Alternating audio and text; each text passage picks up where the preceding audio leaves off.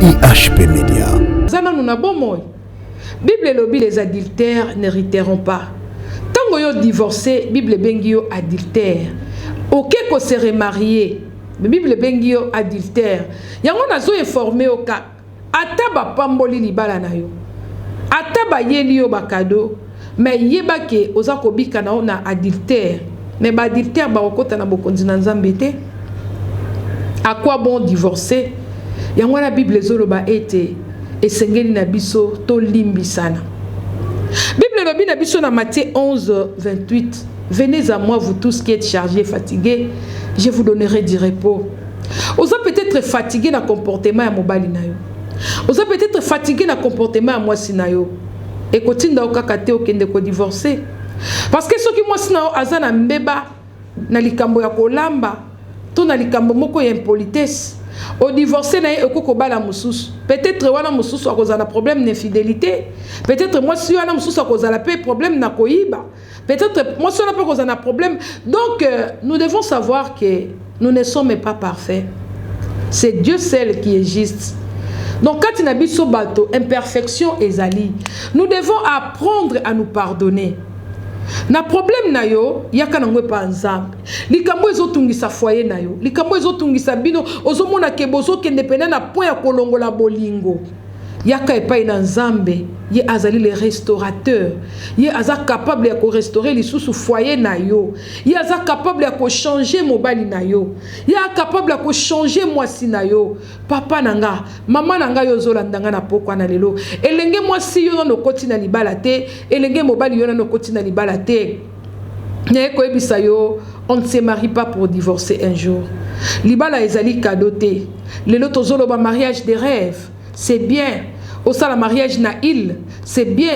Au sala mariage kola mapata, c'est bien. Au sala mariage soki wapi.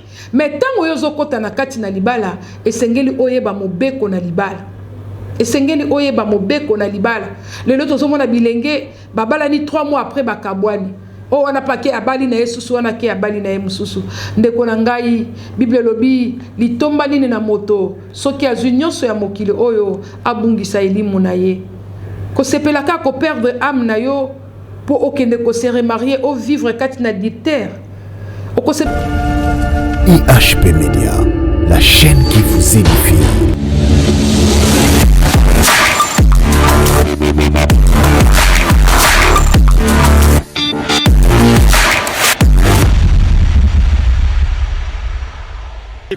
Fidèles téléspectateurs, bino nyonso balandi ya émission Téléfemme na pokwa na lelo topesi bino lisusu mbote na kombo na Yesu tika ete nzamba lola apambola mabuta na bino tozali vraiment na esengo malamu esengo mingi ya koyeba ete bozali vraiment ebele liboso etando ike na bino kolanda émission na bino oyo bolingaka mingi émission oyo tobengi Téléfemme.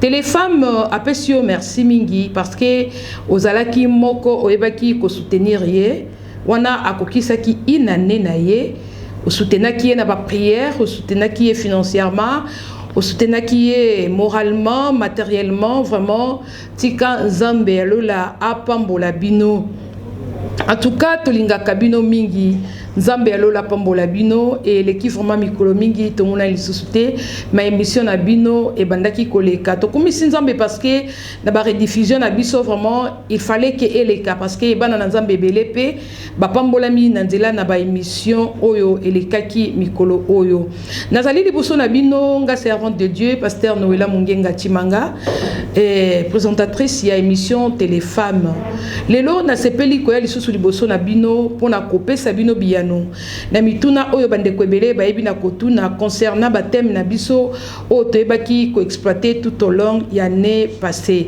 En tout cas ezalaki ba thème moko oyo yebaki na ko édifier libota na Nzambe mobimba bandeko oyo batalaki biso pe baninga bana ba boti pe ba couple belé balandaki ba émission bazalaki béni surtout kotala vraiment les jours oyo toyebaki na ko sepela inane na biso tolobela ki likolo ya ba thème oyo toyebaki na ko lobela na ba émission na biso bandeko ebele vraiment bazalaki béni ba question epesamaki vraiment Nzambe azwaki lokumu. Et c'est ngona biso koyeba ete ezana bande ko ebele bazolanda émission Téléfemme baza kolanda kaka na kolanda te mais bazali béni na nzela na émission Téléfemme ezana mabala oyo epanzanaki na nzela émission Téléfemme bazongisi lisusu bolingo wana pe bazui esika bakomi kovanda lisusu esika moko ezana bande ko ebele baboyaki kolimbisa badesidaki basala makambo oyo kokaki kopesa nzambe lokumu te dans le foyer mais na nzela na émission Téléfemme baebaki na ko bondela pe ko senga na bolimbisi pe ko zongisa lisusu relation na kati ya mabota na bango vraiment eza pe na bilenge belé ba benga kibiso na nzela émission Téléfemme bazwaki 1+ ba miyebaki lisusu ba o bango bazali pe lolenge ya vie na bango ezali lisusu ndenge ezalaki liboso te nyonso ezali kaka se na lisungi ya molimo mosantu na ngolu na nzambe nde tozali liboso etandoike ko partager ko pesa na toli po ete mwasi moko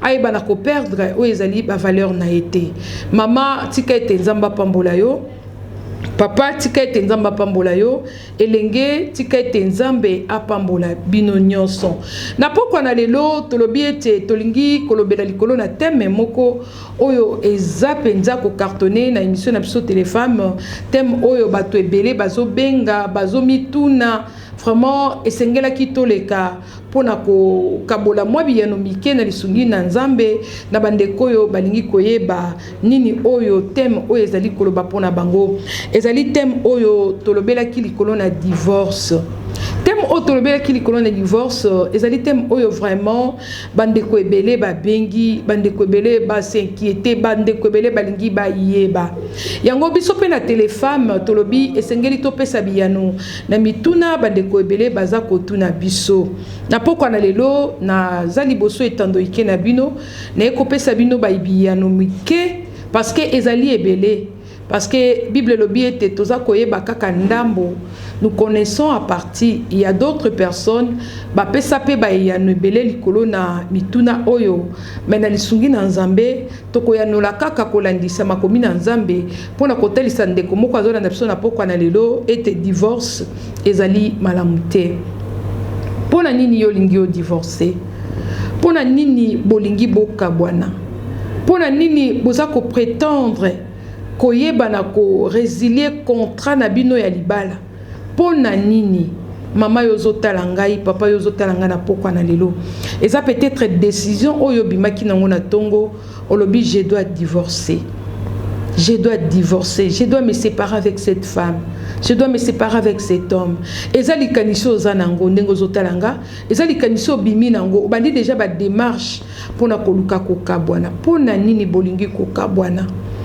pona nini molimo wana ezotindika bino bokabwana na ekoyebisa ndeko moko na pokwa na lelo kokabwana na libala ezali malamu te parce que libala ezali institution oyo nzambe abongisaki Bible lobi esengeli bilenge plutôt babalana tango nzambe aza kolinga ete bilenge babalana ayebaki pourquoi bilenge esengeli na bango babalana yango Bible lobi ete mwasi mobali ya kotika baboti na ye pe mwasi pe akotika bakosangana bakokoma moto moko yango ndeko na ngai ozwaka décision oyo ya kolinga molongani na yo ya kolinga mwasi na yo ya kolinga mobali na yo po bokoma moto moko alors nini lelo ekoki kokabola bino eloko nini epemami kati na bino po ete bokabwana eloko nini o nzambe akoki kobongisa te kati na bino bokabwana peut-être ezali influence ya baninga peut-être ezali influence ya libota peut-être ezali influence esika wapi ozo umela mais naza koyebisa yo nzambe oyo akelaki biso pe nzambe oyo akelaki libala alingi divorce te alingi divorce te pourquoi yango na mokanda na Hébreu chapitre 13 oyebi yango malamu Hébreu chapitre 13 verset nango 4 Bible lobi na biso boye que les mariages soient honorés de tous et les lits conjugales exemptes de suivre, car Dieu jugera les impudiques et les adultères. Bible lobi na biso ete esengeli libala ezala honoré na bato nyonso. Esengeli na biso to eba ko honoré libala. Moto liboso a honoré libala ezali yo papa, ezali yo mama oyo ezotalanga na pokwa na lelo. Kozela nanu te libota na yo nde e honorer libala. Kozela nanu te baninga na yo bayeba ko honorer libala. Yo nde esengeli o honorer libala. Tango yo ko honorer libala, cela veut dire quoi? Esengeli d'abord oyeba valeur ya libala. Pona nini ozali ko bala? Pona nini olingi ko bala? Libala pona yo ezali nini? Tango yo koyeba tina ya libala pona yo, okoyeba pourquoi yo lingi okotakati na libala, yo nde moto ya yambo, okoyeba kopesa libala bomemia, okoyeba ko memia libala, to okoyeba ko honorer libala. Aussi longtemps oyebi sens ya libala te, aussi longtemps oyebi pourquoi te ozali ko bala, yango lelo tozomona bandeko ebele baza ko tomber na piège ya ko divorcer. Esengeli au préalable oyeba pourquoi ozali kobala. Yango toujours na ba sujet na biso toyeba ki kolobela na mobu na biso euti koleka tolobela ki likolo ya ba choix ya conjoint. Ndeko yo lingi yo bala yeba kosala choix ya malamu parce que libala ezali esika ya kosakana te pe libala ezali te supu oyo oye omeki pe sima mikolo lobi te biloko ekomi ngai esengeli na bwaka yango te. Tango yo oza kolinga osangage na libala esengeli yo miyeba pourquoi oza kobala. Tolobelaki yango na ba émission na biso elekaki. Yeba pourquoi olingi obala pe pona nini yo oza kolinga kobala. Pamba te tango yo oyebi tina te pe oyebi kosala choix ya malamu te, libala pona yo ekozala enfer. To libala pona yo ekozala carie dentaire. Mais Nzambe wana asalaki libala alobaki nyonso ezalaki malamu. Nzamba keli mwasi akeli mobali asangisi bango nyonso tu ezalaki malamu. Esengo na Nzambe komona ete mobali azala na mwasi na ye. Yango Bible lobi ete il n'est pas bon que l'homme soit seul. Je lui ferai une aide semblable. Aide semblable wana ezali onde ko mwasi Nzamba sepela ki kosala yo poza la côté ya papa. Alors yo oyo za pembeni ya papa, to yo za pembeni ya mwasi na yo. Pourquoi lelo boko ko se décider boka bwana? Problème nini oyo ko kabola bino? Ezali choix ya mabe osalaki. Soki osalaki choix ya mabe maman, soki osalaki choix ya mabe papa, mais esengeli na yo o consommer libala. Tolobaki libala ezali examen oyo bapesa kanango diplôme yambo yo oye banako sala examen wana. Donc oza kozwa diplôme déjà bazo benga yo marié yambo ete yo oye bako expérimenter plutôt o ezali vie ya libala. Bato mingi lelo toza komona soki okie ko bala na l'état baza ko pesa ba certificat ya mariage, soki okie na église baza ko pesa yango. Cela veut dire que baza ko honorer yo yambo yo okota na kati ya ndako ya libala. Alors tango yo zui déjà certificat wana, tango yo zui déjà diplôme wana, maintenant tango yo kokoma na ndako yeba ko valoir diplôme wana, yeba ko pesa yango valeur, yeba ko telisa na bato ete j'étais en mesure ya kozala couronné, j'étais en mesure ya kozala certifié, j'étais en mesure ya kozala honoré. Yango lelo mama yo zwaki certificat ya libala okangi nango ba photo osepeli nango malamu. Alors lelo kaka sima bambula mokebo yo sepeli lisusu ko pasola certificat ndeko ngai na pokwa na lelo na ekoyebisa ndeko moko ete esengeli o consommer libala. Esengeli o consommer libala parce que tobala na kate poto kabwana lobi, tobala na kate poto kabwana lelo. Lelo bandeko ebele bakoti kati na piège oyo ya kobala na pe ya kokabwana bakomi komona yango normal. Nalingi na rappeler ndeko moko Nzambe aza Nzambe pe atikalaka na kati ya ba principe na ye. Nzambe atikalaka na ba principe na ye. Nzambe aza kosenga na yo honorer libala. Yambo moto aza libanda ya libala na bino a honorer bino, bino moko boye ba ko honorer libala.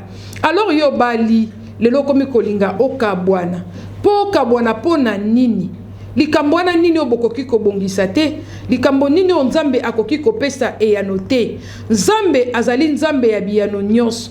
Tango likambo ezali po ete Nzambe apesaka yano parce que azali Nzambe oyo ayebaka ko secourir biso na ba besoin na biso. Alobi na tango na pasi to invoquer ye ya koyeba na koyano la biso. Alors problème nini? Oyo ezali kotungisa yo oyo Nzambe akoki koyanola te. Pona nini obandi ko se décider oyeba ko kabola libala? Nzambe alobi moto akabola te oyo asangisi mama papa yo zotalanga na pokwa na lelo. Libala ezali ndako ya esengo. Libala ezali volonté ya Nzambe. ete mwasi na mobali bakoma moko. Alors libala oyo balaki yambo obala, est-ce que oyebaki pourquoi ozali ko bala? Yango tozo senga na ba mama pe ba papa o bazolanda biso esengeli to te ya bana na biso nini o ezali libala, parce que lelo soki bana na biso ba temi malamu te koyeba ete libala ezali nini, bana na biso bakokwea na piège oyo ekoyeba kozangisa bango meme bokonzi na likolo, parce que mama esiko ozali, papa esiko ozali, totonga bana na biso, toyekolisa bana na biso nini oyo ezali libala. Libala tozali kokota yango te pona concurrence, libala tozali kokota yango te poto faire plaire bato, libala tokoki kokota yango te pona intérêt moko matériel. Le mariage, c'est toute une vie. Tant que vous allez kokota libala, et sengelo eba ete libala ezali bomoy. Lelo batebele bazu ba modèle ebele, batebele bazu ba modèle ebele, kolandisa bande ko ebele ke oyo wana divorcaki, ngape na koki na ngai ko divorcer. Non, modèle na biso ezali Christ. Christ alobi na ebandeli ezalaki bongote. Na ebandeli ezalaki bongote. Totangi na Hébreu 13:4. Bible sengi na biso toyeba ko memi ya libala. Mama memi ya libala. Papa memi ya libala. Oko memi ya libala na nzela ya comportement na yo. Yango Bible lobi ete soki oboyi ko memi ya libala, Nzambe ako juger yo. Parce que moto oyo aboyi ko memi ya libala, azali moto oyo azali ko tambola na impudicité, azali moto oyo azali ko tambola na adultère. Moto wana nde aboyi ko memi ya libala. Moto oyo alingi ko memi ya libala, azali moto oyo akoyeba na kotambola na kobanga Nzambe, akolongwa kati na ekobo, akolongwa kati na fornication, akolongwa kati na makambo oyo ezali contraire selon la parole de Dieu. Nzambe alobi ete libala na biso esengeli ezala honoré. Ndeko na ngai balobi mbeto ya libala ekabwana na mbindo nyonso, ekabwana na mbindo nyonso. Mbindo nyonso ezali nini? Kobima libanda ya libala. Mbindo nyonso ezali nini? Infidélité dans le mariage. Mbindo nyonso ezali nini? Adultère dans le mariage. Mbindo nyonso ezali nini? Makambo nyonso oyo ya mabe oyo ekoki koya ko nuire to koya ko boma libala na bino. Yango tango Nzamba azoloba ete mwasi akolongwa, mobali akolongwa, bakosangana bakokoma moko. Okokoma moko kana mwasi na yo. Okokoma moko na mobali na yo. Tango bozwi déjà ekateli ya kobalana, bokomi moko. Alors tango Nzambe akangisi bino bokomi moko, bozali susu na erreur te, pe bozali susu na droit te ya kokabwana. Eke mobali akende kosangana na mwasi mosusu, to mwasi akende kosangana na mobali mosusu. Ezali malamu te. Na tango bozali ko vivre vie oyo, ezali bino ko bebisa mbeto ya libala, ezali bino ko komisa mbindo, o ezali mbeto ya libala. Yango ete Bible lobi, ba oyo nyonso bazali kotambola na adultère na ekobo bakomona bokonzi na Nzambe te. Bible lobi ete esengeli to memia libala. Esengeli na biso to memia libala. Tozwi mokanda na Nzambe na Malachi.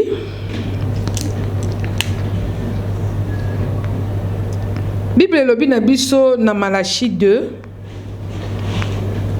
Oyebi yango pe malamu. Totangi Malachi chapitre 2 verset nango 16. Litangi oyo lobi na biso boye.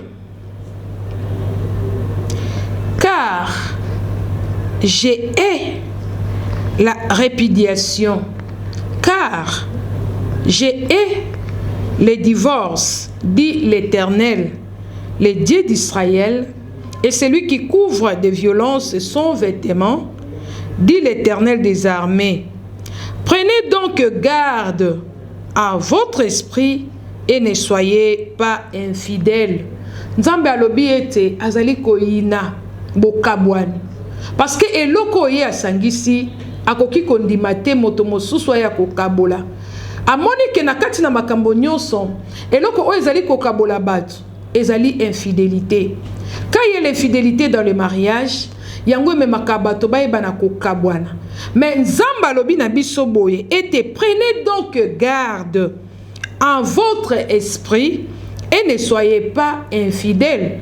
nzambe aza koboya bokabwani, aboyi divorce, aboyi répudiation, parce que alingi ete moto atambola na infidélité te. Tango yo zali kotambola na infidélité, c'est alors ozali kofungola porte d'entrée na kati ya libala na yo. Libala ezali malamu, nzambe alingi bokabwani te. Likambo oyo esalaki débat na bandeko ebele babengi balobi batuni, mais nga nazo poser question na ndeko moko, pourquoi yo lingi kaka ko divorcer? Pourquoi yo lingi kaka obenga na mwasi na yo? Mwasi pona nini yo lingi okabona na mobali na yo? Est-ce que bokoki ko bongisa te problème o ezali kati na bino? Parce que yambo bo vanda esika bozali wana boyokanaki, bolinganaki. Est-ce que bolingo ya liboso et koki kozala na impact te na vie na bino pour que bo se réconcilier na problème oyo ezali ko rougir, problème oyo ezali ko ronger, oyo ezali foyer na yo? Vous préférez vous divorcer? Est-ce que tant que vous divorcez, vous allez vivre en paix avec Dieu? C'est mieux d'être en paix avec Dieu qu'avec soi-même. Parce que quand tu as la paix avec Dieu, cela veut dire, aux autres il y a kotia en pratique, ezali maloba na nzambe. Nzambe alobi alingi bokabwanite, alingi divorcete. Peu importe le niveau, il y a problème.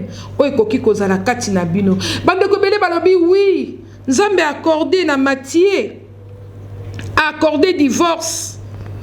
Alobi était soki sauf infidélité na koki ko divorcer. Mais eza madame sauf infidélité. Mais après virgule, makambo na nzambe, Bible lobi na yo susunini. Eza madame ko divorcer. Parce que moi c'est à commettre infidélité. Eza malamu ko divorcer parce que mobali a commettre infidélité. Mais suite nango ezali nini? Si manayo ko divorcer, Bible lobi na yo nini? Toujours Bible na biso toujours na Romains chapitre 7.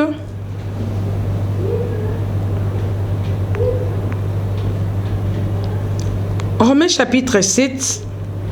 Bible lobi chapitre 7, verset 2, la Bible nous dit ceci. Ainsi, une femme mariée est liée par la loi à son mari tant qu'il est vivant.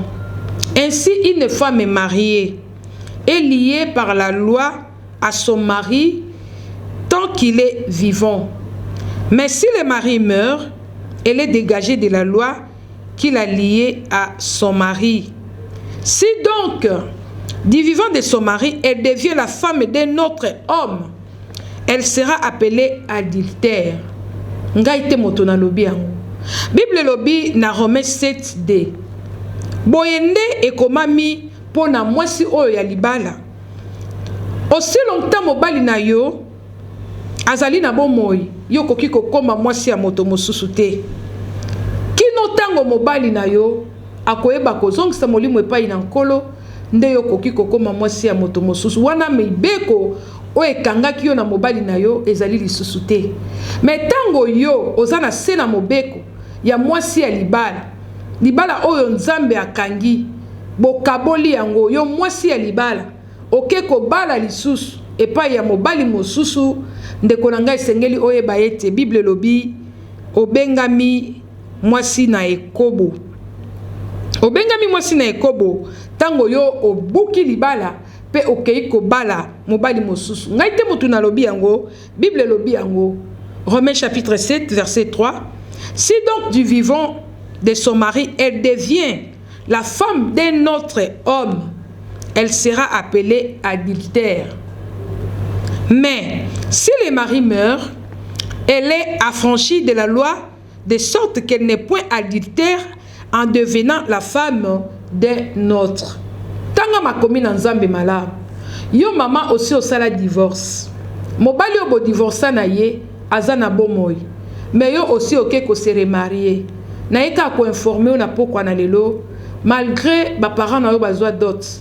Malgré église songolo et pambola libala na bino. Malgré l'état moko pakala a reconnaîtra libala na bino. Nazo informer oka na pokwa na lelo ozo vivre na adultère. Ozo vivre na adultère parce que libala oyo bali eza selon volonté ya Nzambe te. Bible lobi yo kokoma libre mama soki kaka mobali na yo akufi. Yango tomonaka ba veuve après avoir mobali na ye kokufa lingomba ekobondela pona ye pona kokabola libala. Cette veuve elle devient libre. Akoki ko se remarier na ye azana problème te na Nzambe. Mais yo oyo zotalanga na pokwa na lelo oyebi ke bokabwana bo divorce na mobali na yo akei ye pe abali yo pe mama okei obali nazoyebisa bino na pokwa na lelo bino nyonso mibale boza ko umela na adultère, boza ko umela na ekobo, boza ko umela na ekobo wana ndenge Bible lobi. Yango ezengeli malamu te bokabwana parce que ko sepela bato babetelo maboko, ko sepela bato bapeso bakado, ko sepela ozala na ba conseiller conjugaux o baza ko sunga bino tout en étant dans les péchés ezali nango malamu te. Parce que Matthieu elobi na biso boye soki otali na Matthieu pardon na 1 Corinthiens esengi na biso kotanga ngo 1 Corinthiens chapitre 6 verset nango 9. 1 Corinthiens chapitre 6 verset nango 9 Bible lobi: ne savez-vous pas que les injustes n'hériteront point le royaume de Dieu? Ne vous y trompez pas, ni les impudiques, ni les idolâtres, ni les adultères. Yo ozali adultère. Bible zoye bisayoke. Okokota na bokonzi na Nzambe te. Mais nous sommes sur la terre, nous sommes les pèlerins. Nous devons nous préparer pour le royaume de Dieu. Maman nangai, papa nangai. Okondima na yo kaka ozanga no kokota bokonzi na likolo pona ko divorcer, pona ko kende ko se remarier aussi longtemps que moko ya conjoint azana nuna bomoy. Bible lobi les adultères n'hériteront pas. Tango yo divorcer, Bible bengi yo adultère. Ok ko se remarier, Bible bengi yo adultère. Yango nazo informé o ka ata ba pamboli libala na yo. Ata ba yeli yo bakado, mais yeba ke oza kobika na na adultère. Mais ba adultère ba okota na bokonzi na Nzambe te. À quoi bon divorcer? Yango la Bible zoloba ete esengeli na biso to limbisana. Bible lobi na biso na Matthieu 11 28. Venez à moi vous tous qui êtes chargés et fatigués, je vous donnerai du repos. Oza peut-être fatigué na comportement ya mobali na yo. Oza peut-être fatigué na comportement ya mwasi na yo. Et kotinda okaka te okende ko divorcer. Parce que soki mwasi na yo aza na mbeba na likambo ya kolamba to na likambo moko ya impolitesse, au divorcer na ye okoko bala mususu. Peut-être wana mususu akoza na problème d'infidélité. Peut-être mwasi wana mususu akoza la paix problème na koyiba. Peut-être moi cela pas qu'on a un problème. Donc nous devons savoir que nous ne sommes pas parfaits. C'est Dieu seul qui est juste. Donc quand il habite sur bateau, imperfection ezali. Nous devons apprendre à nous pardonner. Na problème na yo yaka nangwe pa nzambe. Likambo ezotungisa foyer na yo. Likambo ezotungisa bino ozomona ke bozo kende pena na point ya kolongola bolingo.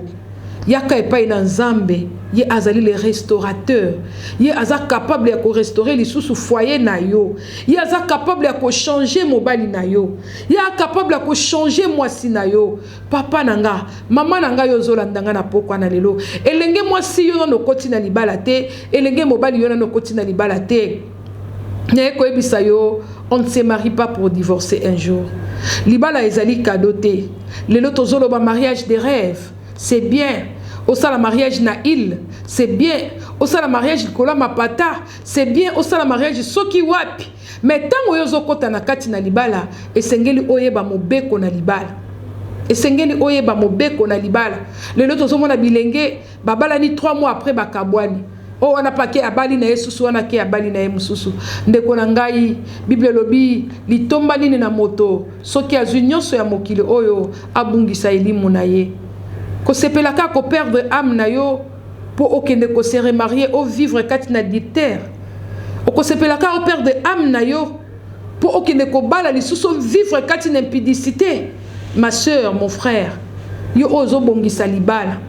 Choix oyo sali ezali malamu pona yo. Choix wana ekomema yo kino na suka ya bomo inabino to kino Yesu akozonga. Ndeko ozotala ngai. Libala ezali malamu. Divorce nzambe alingi yango te. Kobeta tolo tende ko mobali. Olobi ete mobali akoki ko divorcer na ye eza permis, eza malamu. Mais divorcer yeba condition. Oyo Bible eza kopesa yo papa. Oyo zolanda nga na pokwa na lelo.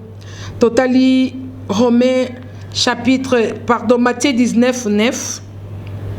Tozo kende pena malembe po to solola lisolo yango malamu. Matthieu 19 verset nango 9. Matthieu 19 verset nango 9. Yo papa zotala nga na pokwa na lelo olobi nga na za mobali nakoki ko divorcer ndenge na lingi, nakoki ko se remarier ndenge na lingi. Eza malamu wana yondo olobi. Est-ce que nzamba yebisi yo bongo? Nzamba yebisi yo bongo? Nous devons nous soumettre à la volonté à Nzambe. Bible lobi na biso boye na Matthieu chapitre 19 verset 9. Mais je vous dis que celui qui répudie sa femme sauf pour infidélité et ça pointé. Yo le lozobeta nango tolobi oui, la Bible nous dit ceux qui moi ça l'infidélité à commettre infidélité et sengeli na boya ye sengeli to divorcer. Mais Bible était point na likambo wana te était virgule, cela veut dire que ma commis eza ko continuer.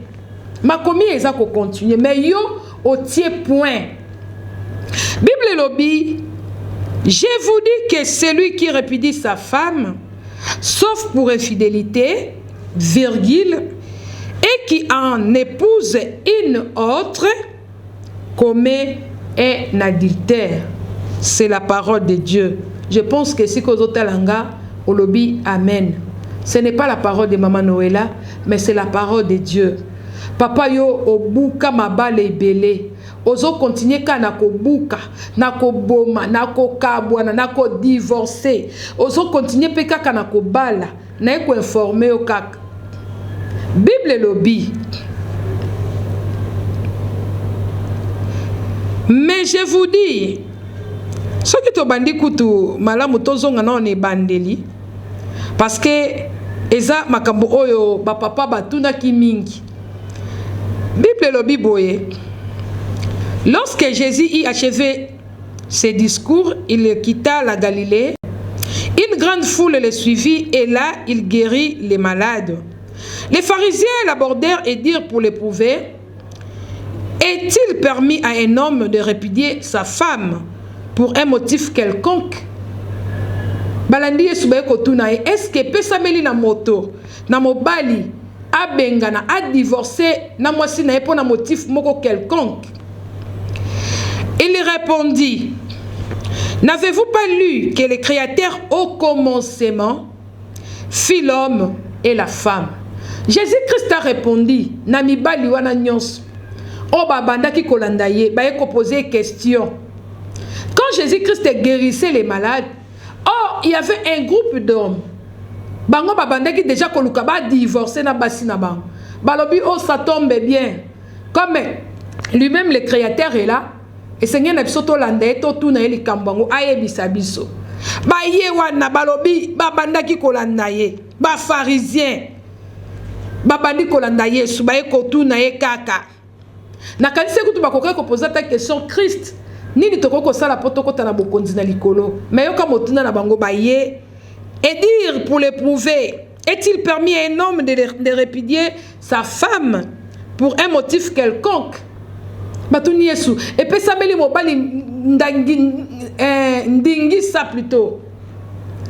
Yako kabona na ko benga na mwasi na ye pour un motif moko boye solobi boye baki yangote boye kola ki yangote ke mokeli na ebandeli ezalaki bongote. Et qu'il dit: c'est pourquoi l'homme quittera son père et sa mère et s'attachera à sa femme et les deux deviendront une seule chair.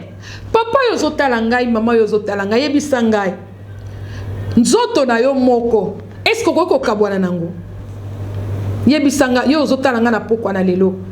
Oso une décision à divorcer, c'est bien. Au pesi ba raison na yo nyonso. Balobi pour un motif quelconque. Donc nakata ba motif wana infidélité ezali, impolitesse ezali, makambo ebele ezali. Mais Bible elobi ete nzambe na mokeli, mokeli nzambe na biso na ebandeli. Asala ki bongote, asala ki mwasi moko, mobali moko. Pe alobi ete mobali ya kotika baboti na ye, pe akokangama na mwasi na ye, bango mibale bakokoma moto moko. Nzamba za ko considérer ba marié lokola moto moko. Alors yo za nzoto na yo moko. Okoko ndima kaka boy à l'occasion de rien parce que le boko na yo ezika ina moto ozui yango lobite. Bokatanga liboko po ezika kina kabwana na liboko. Pona ni liboko eko zika. Bandeko bozo talanga na zotu na bino question. Eza na bandeko msusu kutu asali accident. Lokolo ebukani lokolo baby mais azako bundana. Azo luka munganga. Azo kende bamboka minene. Po ba luka ka ba bongisela ye lokolo na ye. To ba bongisela ye loboko na ye. Parce que azako kapasi ko kabwana na lokolo na ye. Azako kapasi ko kabwana na miso na ye. Azako kapasi ko kabwana na loboko na ye. Alors nzamba zo considérer moi c'est tout comme mobali bo kite baboti bo sangani bo komi nzoto moko. Mais yo lelo za ko sepela ko kabwana na moninga. Ndengo za no ko sepela ba kata o likolo. Ba epite yo likolo tozo mona batu na pasi même ya sucre oyo lelo. Ba diabétique likolo baby balobi ba epite lobi te. Ba soigner nga na boy ko kabona na lokolo nanga parce qu'elles ont sentir que ceux qui le colonise en place té à cause de l'informité ceux qui le bokonise en place té à cause de l'informité tala toute la bande ko na biso lelo ba kutamine infirmité comment peut-être na kati ya motema na bango ba yo kaka passe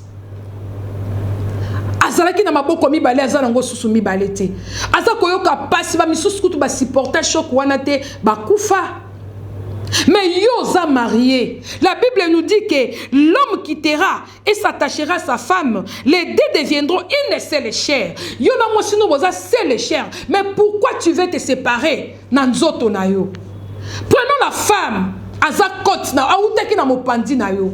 Papa lelo koko ebisa ngai oke na hôpital lobi na chirurgien. Pasola nga longola nga mopandi wana longola nga na nango besoin te.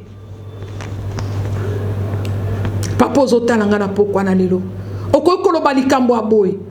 Oke pa munga ngolobi te mutu o ese lembi na lingi te katanga mutu. Est-ce que tu sauras vivre sans la tête?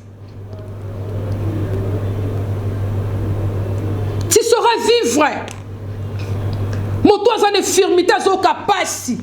Pourquoi nzoto nange kabwani? Pourquoi eloko nange longwe? Pourquoi loboko nange baby? Pourquoi likambo nanga tozo baby saba mbongo ebele et pas minganga? Pona koluka munganga aluka solution ya kozongisa parti ya corps na yo moko o yebi na kobeba. Pourquoi pas toya et pas munganga na ba minganga? O azali le créateur de l'homme et de la femme. Quand il y a un problème dans ton foyer, dans ton couple, pourquoi tu ne peux pas venir à Dieu, retourner vers le Créateur, dire au Créateur, Seigneur, voilà il y a ceci, voilà il y a cela. Seigneur, je ne veux pas me séparer avec ma femme, je ne veux pas me séparer avec mon homme. Seigneur, réconcilie-nous.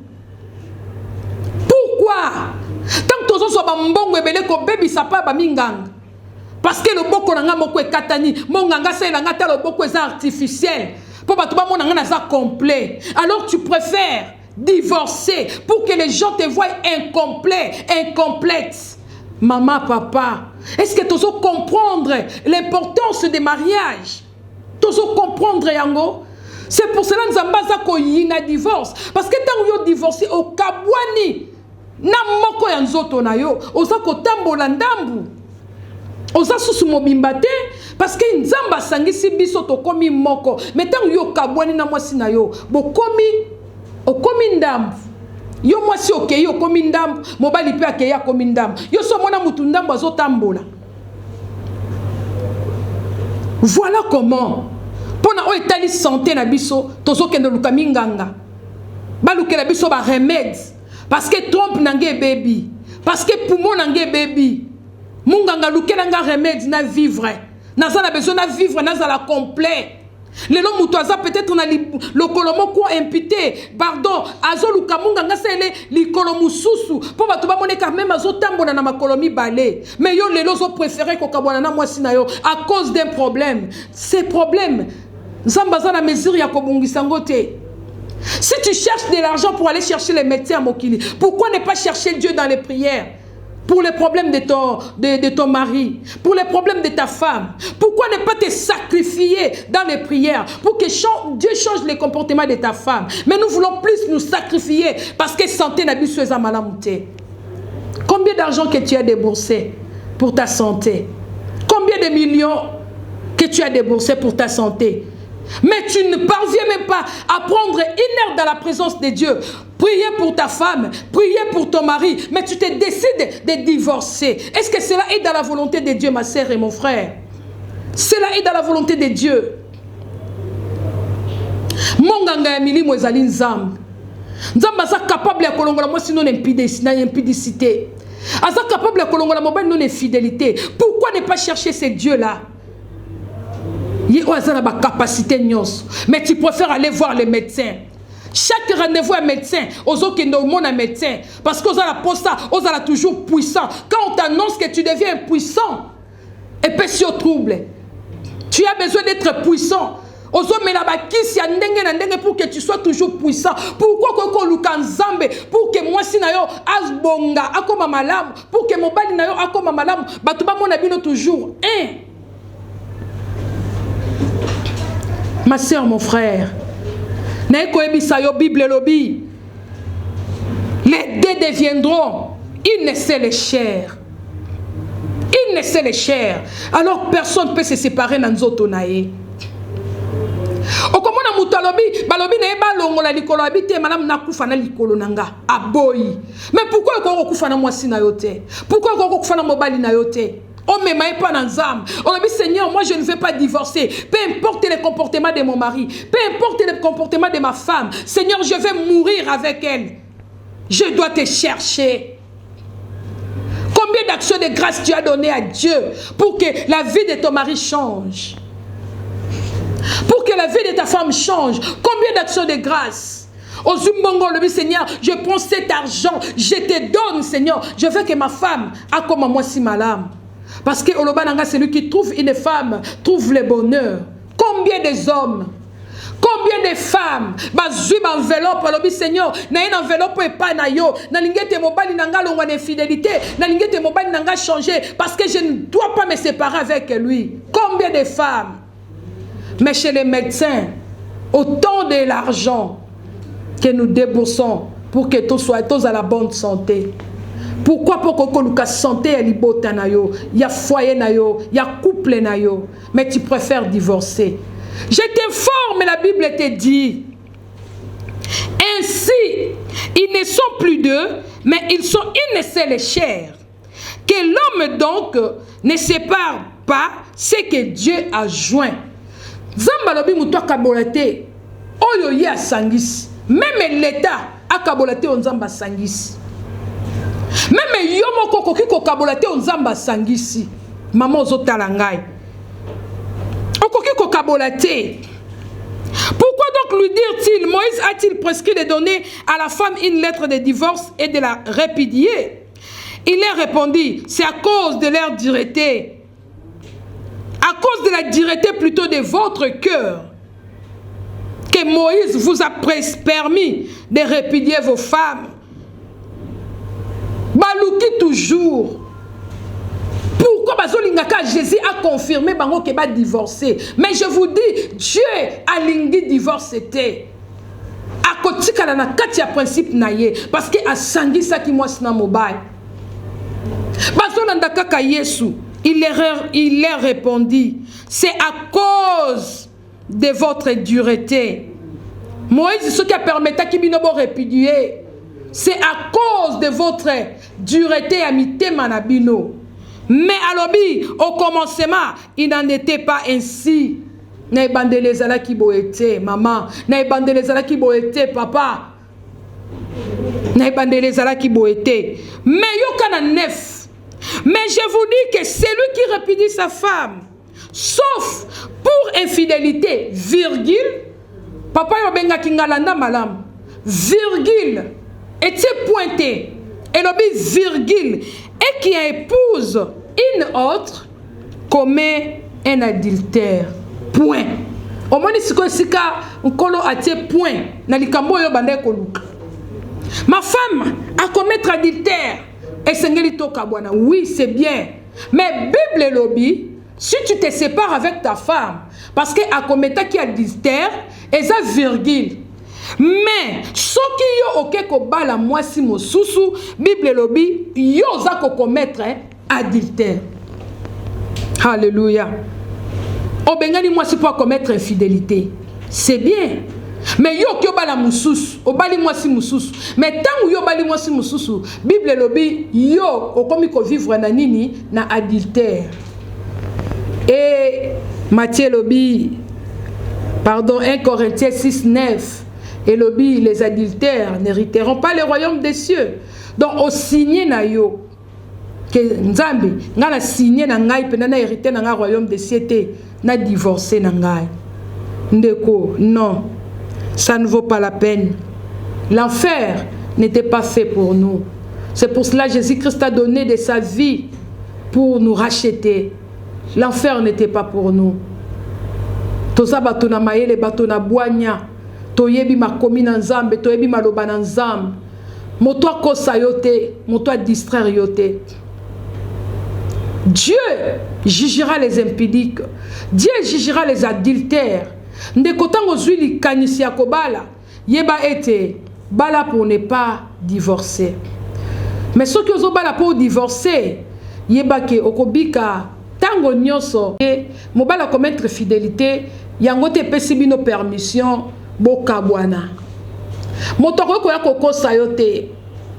Moi sinon à commettre fidélité boya ye bokabwana mobali na yo boboya ye bokabwana nazo ebisa yo sali lobiko ezali individuel amema yo na erreur oyo te parce que libunga oyo e komema bato ebele kati na lifelo. Bible tokakola kayangote. La parole de Dieu elle est complète. Yo ko kakola Bible te. Tango zo tanga Bible malam. Senga te molimo mo santo sosolisa yo. Tango yo za ko tanga makomi na nzambe. Ko tanga ngolo ko zo tanga kwa kute. Il faut demander l'aide du Saint-Esprit. Demander à Dieu ya ko pesa yo discernement. Ou comprendre la parole que tu es en train de méditer. Parce que les gens de Kwebele, beti tolo. Voire même basali nanzam bebele. Ba divorcer, ba pesi, ba luki, ba rubrique, ba sali nyonso, ba luki, ba verser pour ko appuyer ba divorce na bango. Mais ngana za ko la kisoka mokanda na nzambe moke. Yo yebi mingi ko le kangai. Gloire à Dieu. Mais je sais que la Bible nous dit, nous connaissons à partie. Mais na ko yebi soka Bible lobby. Je vous dis, celui qui répudie sa femme, j'insiste sur ça. Sauf pour infidélité, la Bible met la virgule. Et tu es pointé, papa. Bino batomaele bo tangi français malam boye biango malam. Cela veut dire que phrase de silina nute. Yo souka na virgule. Okenda ko bala. Mais nazo informé ok, ozo vivre en adultère. Parce que Bible lobby sauf pour infidélité, on doit dans Matthieu, chapitre 19, verset 9. Sauf pour infidélité, virgule, et qui en épouse une autre, commet un adultère. Ça, c'est pour l'homme. Ndenge yo zwa ki mwasi non infidélité, o boye, o kyo kangalopango, o kyo bala. Ba betelio mulolo opesi dot ba pambolo l'église ba pambola kiwana mais yebanga na ko informer o kakalelo ndenge bo bala na wana bozo vandana o vivre non na adultère ozo vivre non adultère kanga ba verset oyo 1 Corinthiens 6 9 le bible adultère ba okota bo continent nzambete Matthieu 19 9 ezo ebisoke ozo vivre na adultère yango siko tango yesu ayebisi bato nyonso babane ko poser question. Ba disciple batali Yesu balobi Bible lobi na biso boye na verset nango 10 ses disciples lui dirent si telle est la condition de l'homme Voyez ceux qui craignaient Dieu. C'est là qui craignaient Dieu. Les disciples ont compris.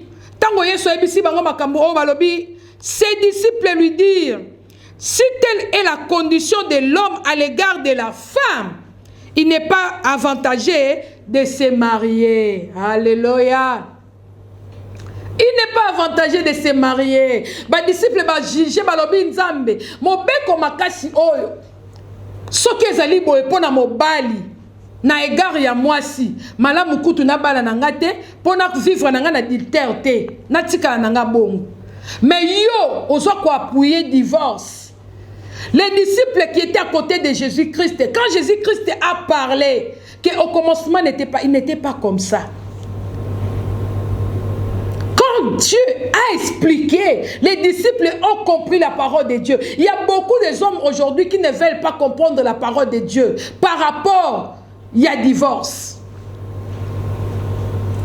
Infidélité, on est là qui n'a virgule. La phrase du Christ est continuée. Et c'est là qui pointait. Yolo qui kaka, Bible lobby, balobi sauf pour infidélité, bien sûr.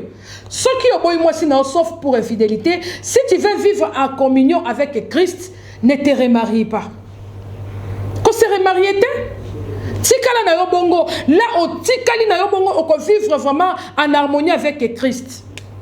Parce que au boyi ko vanda na mwasi oyo a commettre infidélité, au boyi ko pardonner ye, tikala na yo bongo ko bala na yo te. Mais tangu yo bali yebake oza ko bika kati na ekobo. Ba disciple balobi, il n'est pas avantagé de se marier. Ba moni mobeko ele kaki makasi. Yango nazo biso papa, mobeko ya divorce eza makasi. Okokoka ko supporter te. Okoyebisanga te mama na ko divorcer na ko vanda na nga bongo okokoka te. Ozana nuna makasi na nzoto na yo. Elenge mwasi okokoka te. Yango wana ba disciple balobaki malamu kutu to bala na biso te. Poto kwea na biso na motambo oyo lisumu te.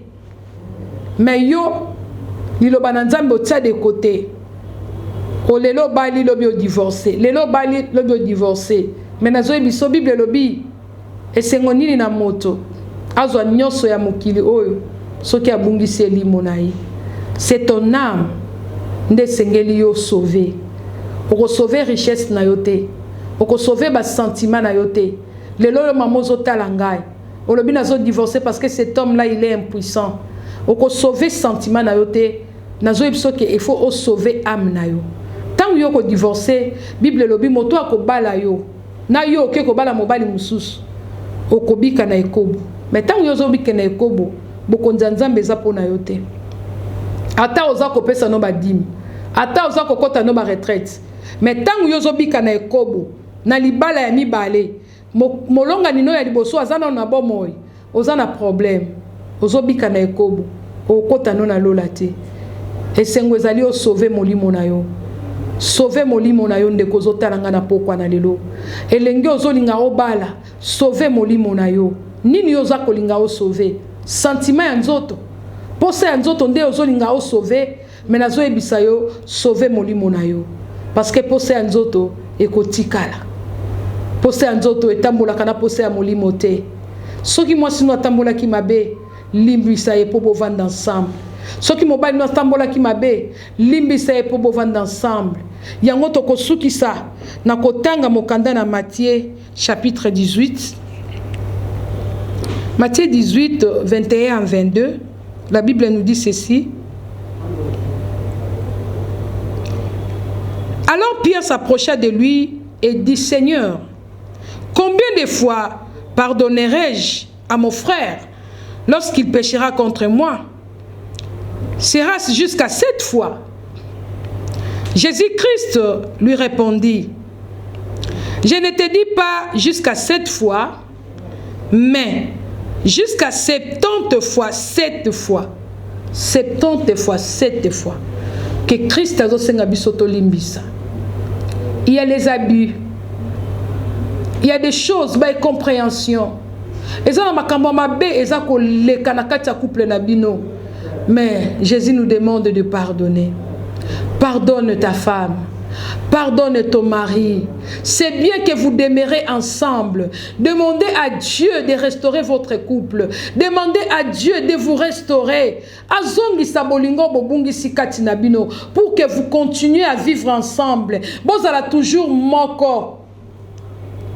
Moko akwe yakati na adultère. Nzambe alingi divorce te. Parce que ayebi ke okokokate. Tu n'es pas l'esprit. Oza chair. Chair, ezana ba posa ebele. Limbisa mwasi na yo. Bima kati na adultère papa.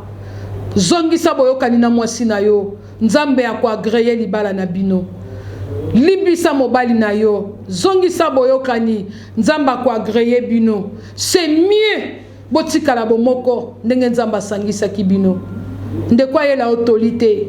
Boya ye. Bokabwana. Kende ko bala na yo oyo. Non. Ezala ki choix na yo. Yango tolobaki yeba choix ozo sala parce que tant ozo bala libala ezalaka chemin à non retour. On ne se marie pas pour divorcer. Limbisa. Problème nyoso ezolekela bino limbisa. Papa yozo talangai tika pe infidélité ezana motuya te. Mama yozo talangai bima kati na infidélité. Boluka boyoka na kati ya couple na bino. Bosenga nzamba restaurer vie na bino. A restaurer vie ya couple na bino. Ndenge tokenda koluka minganga. Po ba meka ko restaurer ba santé na biso. Dieu, il est le médecin des médecins. Il est capable de vous restaurer. Il est capable de changer même au balou à langue à masanga na balabala à comme un peu normal. Il est capable de restaurer moi so pas à la ka impoli a fingela maman na yo, a fingela papa na yo, a fingela bandeko na yo. Nzamba za capable ya ko restaurer ye, aza capable ya ko bongisa, bolimbisana, botikala bomoko ndenge Bible zo senga. Mobali akotika mwasi na akotika baboti na ye pe akosangana na mwasi na ye bango mibale bakokoma moko nani akokolinga akata lokolo na ye nani akokolinga akata loboko na ye nani akokolinga atobola miso na ye non esengeli tolingana esengeli bolingana esika obozali problème ni ne komeli bino na couple problème ni ne komeli bino obolingi bo divorcer problème ni Nebisinde komoko Nzambe aza Nzambe abiyano. Nzambe aza capable azongisa boyokani na kati na libala na bino. Ko divorcer za malamu te. Nzambe pa lingi yango te. Yo moko pe oko souffrir parce que okobungisa bomo inaona sena moy pe okobungisa éternité na yo. Parce que Bible lobi oyo nyonso kobala mwasi oyo babengani na libala azali ko umena na ekobo pe mwasi azali ko umena na ekobo. Mobali oyo pe akoboya mwasi na ye pona infidélité akeko bala mwasi mosusu azali ko mela kati na ekobo eza malamu te obungisa bomoi na yo pona posa ya nzoto yokana na mwasi na yo yokana na mobali na yo soki omoni okokite ba conseiller bazali okokipe ko benga biso na numéro na biso eza na ba écran na yo toko sunga yo eza na ba couple belé na ngolu na Nzambe to sungi tozaba meilleurté. Il y a des problèmes aussi dans nos couples. Mais ceux qui motomoko a vandikati na makomi à comprendre à kobattre la libala nae. A kolingata mokolo moko te divorcer koma parce que zana li tombate papa ezana li tombate mama bolimbisana esika bozali bozongisa réconciliation na bino. Il n'y a pas un grand serviteur de Dieu. Il n'y a pas une grande servante de Dieu. C'est Dieu seul qui est grand. Nous devons nous soumettre. Namaloba Nzambe. Nzambe alingi divorce te. Alors bien te moto mokote akabola oyo ye sangisaki. Pe asengi na yo mwasi, asengi na yo mobali. Ba obozana kati na libala, to ba obozolinga kobala, boyeba na ko honorer libala na bino.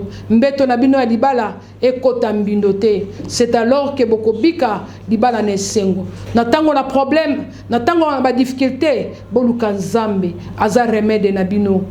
Divorce Nzambe to solo la likolo na ngoli susu mokolo na lelo. Na ebiete bandeko na nganyo so botali biso na pokwa na lelo, moko na moko esika zali azui un plus ko uta na Nzambe. Posa na biso etezali tolonga na kati ya mabala na biso tolonga to échoué te parce que volonté à diable ezali ete to échoué libala moko échoué, mais pour ça Nzambe ezali ete to tenir jusqu'au bout. L'Éternel akoyeba ko secourir biso na bosenga na biso nyos. Ndeko na ngai Nzambe apambola yo soki oza na problème benga biso tokosunga na mabondeli tokosunga na ba conseil na ekoyebisa ndeko moko mwasi aza pembeni na yo wana, c'est elle qui est ta femme, ce n'est pas l'autre oyo zomona libanda, c'est elle, c'est ton choix. Linga ye, chérir ye, bovanda libala malamu. Mobali aza pembeni na yo, yende yo ponaki, yende yo pesaki motema. Na ba fai na ye, limbisa ye, linga ye, pe bokovanda libala malamu. Tika Nzambe alola apambola mabala na biso nyonso. Tika Nzambe alola apambola pe bilenge o baza kolinga kobala. Tika ete Nzambe alola asunga pe ba baza ko se décider na ko se réconcilier encore bazonga susu bomoko. Yo o kende ki peut-être ko luka ba juge, o kende ko luka ba avocat, kende ko retirer. Kende ko retirer lettre de divorce na yo, kende ko retirer yango bobongisa à l'amiable, bosenga Nzamba sunga bino bomoko ezonga. Eza intérêt à batoté, mais intérêt à salut na yo, eza intérêt à lobiko na yo, parce que moto na moto ko se rendre compte devant Nzambe lolenge atambola ki na sena moi. Tika ete Nzambe apambola bino na pesi kuku na ngai na chéri nanga pasteur Pierre Chimanga, Nzambe nangai abatela yo pe na ba couple nyonso o bazotala pe balinga kotala émission Téléfemme na bandeko nangai nyonso ya libota pe na belle famille nanga mobimba na pesi bino mbote bilenge nyonso boza kotala Téléfemme na pesi bino mbote pe na pesi mbote nangai pe félicitations nangai na oazali collègue nangai mademoiselle Jetina et ye oyazoba la kalate awana papa Cédric Nzambe apambola libala na bino. Je pense que batoli auto pesi na nzela na émission oyo eko pambola pe bino. Nzambe apambola bino. To pesi merci na équipe technique nyonso na lisungi ya papa Charlie oazali réalisateur ya émission Téléfemme pe na équipe na mobimba bazali ko sunga biso po ete bomo na biso lisusu liboso etandoike na bino. Nzambe apambola bango. Ezalaki émission na bino Téléfemme. Émission Nabiso et les Kaka chaque dimanche à partir de 19h. Rediffusion Nango Ezalaka chaque mercredi à partir de 14h30. Soki Nzambe Azongite Tokokutana prochainement. Que Dieu vous bénisse. IHP Media, la chaîne qui vous édifie.